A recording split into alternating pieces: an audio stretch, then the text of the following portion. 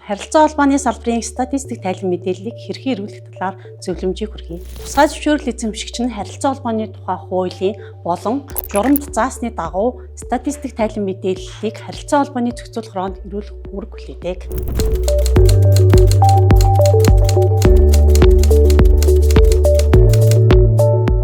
Зохицуулах роонд тайлан мэдээлэл ирүүлэхэд CRC, CIG, GovCIG, MN хаягаар хандан статистик систем рүү нэвтрэн ирүүлнэ. Тайлан мэдээллийг тайланд хугацаанд бүрэн бөглөж ирүүлэх үүрэгтэй.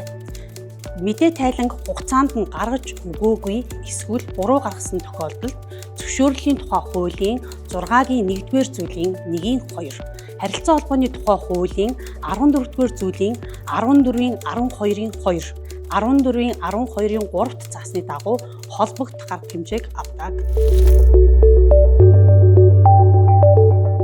Харилцаа холбооны зохицуулах роо харилцаа холбооны үйл ажиллагаа эрхлэх тусгай зөвшөөрлийг эзэмшигчдээс захиргааны статистик тайлан мэдээлэл цуглуулан авч мэдээллийн санг бүрдүүлэхийн зэрэгцээ. Монгол улсын харилцаа холбооны хөгжлийн үзүүлэлтийг тооцоход шаардлагатай статистик тайлан мэдээллийг жил бүр олон улсын цахилгаан холбооны байгууллага болон холбогдох төрийн байгууллагууд хүргүүлж олон нийтэд зарлан мэдээлдэг.